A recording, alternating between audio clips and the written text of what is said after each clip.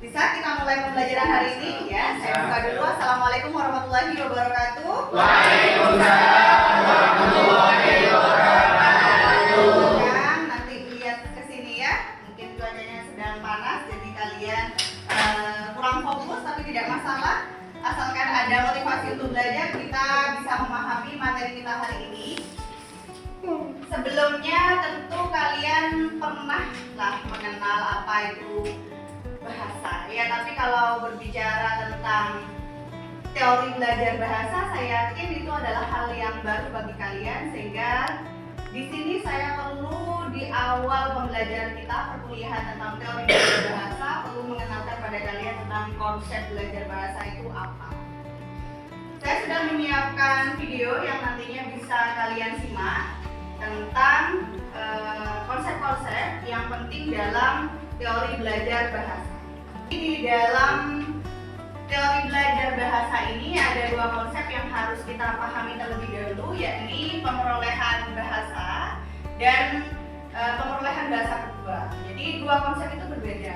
Yang pertama pemerolehan bahasa atau yang kita kenal sebagai language acquisition. Nah, kalau pemerolehan bahasa kedua atau second language acquisition itu kita mengenalnya dengan istilah pembelajaran bahasa atau language learning. Jadi berbeda antara pemerolehan bahasa dengan pemerolehan bahasa kedua atau second language acquisition dan pembelajaran bahasa. Ya. Kemudian konsep berikutnya yang akan saya jelaskan melalui video, silahkan disimak videonya. Saya rasa cukup jelas untuk language acquisition dan pemerolehan bahasa kedua, atau juga disebut itu sebagai pembelajaran bahasa atau language learning. Nah, apa itu pemerolehan bahasa?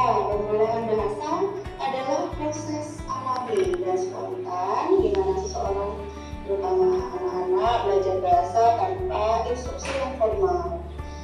Melalui proses ini, bayi hingga anak-anak tumbuh melalui interaksi dengan lingkungan sekitar, termasuk orang tua, keluarga, dan orang lain di sekitar mereka.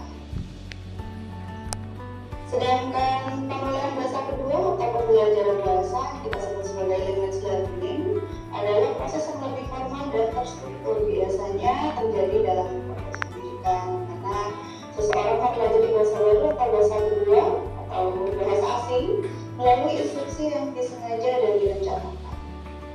Jadi dari pemerolehan bahasa yang bisa kalian lihat di slide ini ada proses alami, ada konteks sosial, tidak terbatas pada waktu tertentu, peran lingkungan tanpa instruksi formal juga.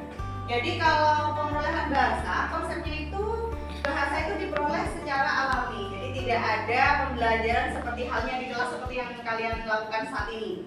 Jadi seseorang itu, terutama anak-anak ini ya, itu mendapatkan bahasanya melalui interaksi sosial. Jadi mereka berinteraksi dengan orang-orang di sekitarnya, dengan orang tua, dengan teman sebaya sama anak kecilnya. Mereka kemudian memperoleh bahasa dari itu.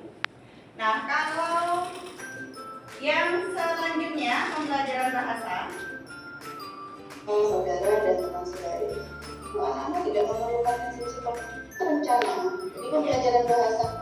nah, sedangkan ciri-ciri dari pembelajaran bahasa itu berkebalikan dengan yang pemerolehan bahasa. Jadi ya, ciri-ciri pembelajaran bahasa yang pertama itu ada proses formal, lalu ada instruksi terencana, ada kurikulum, ada silabus, ada RPS yang seperti sudah kalian terima dalam mata kuliah ini dari belajar bahasa.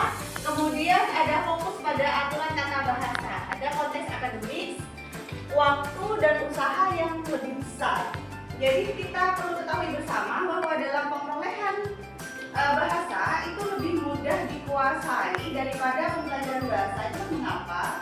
Kalau kalian belajar bahasa Indonesia atau bahasa Inggris, tidak kemudian menjadi mahir berbahasa Indonesia ataupun bahasa Inggrisnya, apa enggak? Ya. Iya ya? Ya.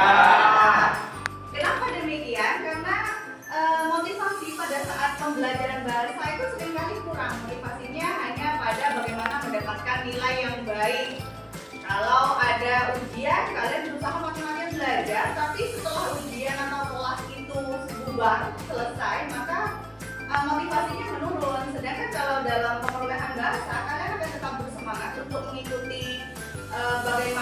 bisa menguasai bahasa itu karena dengan menguasai bahasa pada perolehan bahasa utama, kalian bisa berkomunikasi dengan orang lain. Jadi motivasinya berbeda, lebih kuat pada pemerolehan bahasa, ya.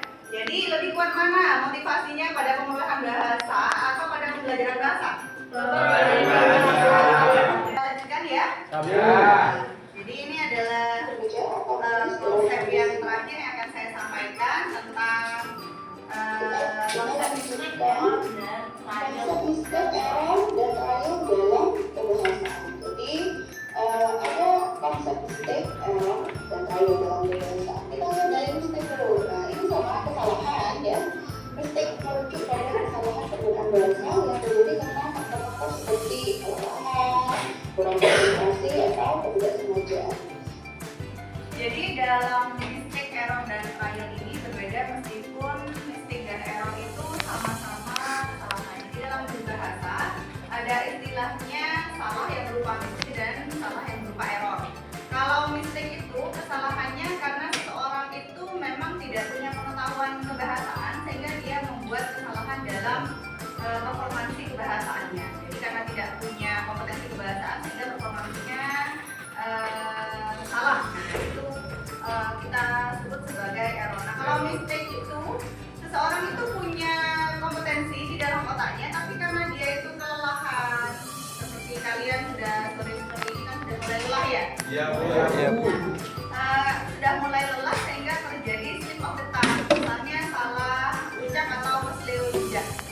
Itu namanya mistake. Ada mistake, ada error. Nah, kalau error itu memang tidak punya pengetahuan, tapi kalau mistake itu punya pengetahuan tata bahasa, punya kosakata ibu, tapi karena lelah atau ngantuk sehingga melakukan kesalahan. Nah, trial ini adalah uji coba.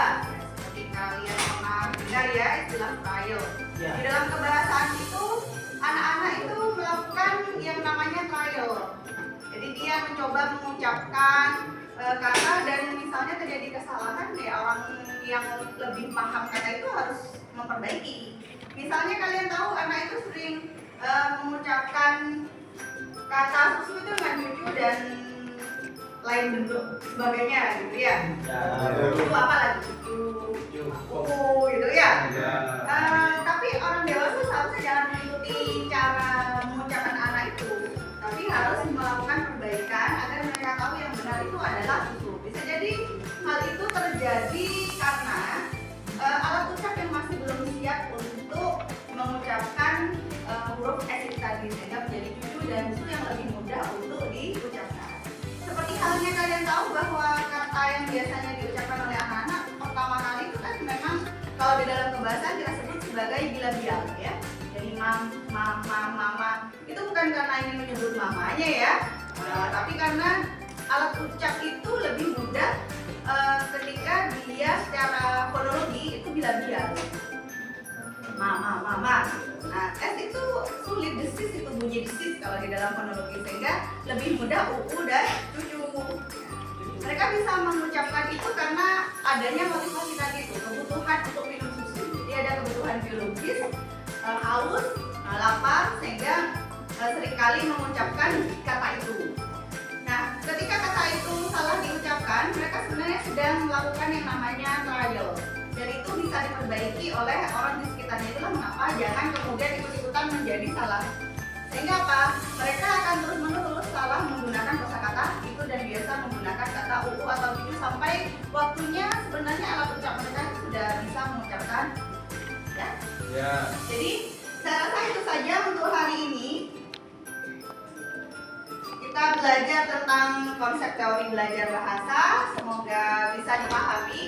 Minggu depan kita belajar lebih jauh tentang belajar bahasa. Banyak teori yang belum kita pelajari, misalnya teori behavioris, kognitif, konstruktivis, dan itu sangat penting untuk bisa memahami mengapa manusia itu bisa memilih bahasa. Saja, saya akhiri. Assalamualaikum warahmatullahi wabarakatuh. Waalaikumsalam.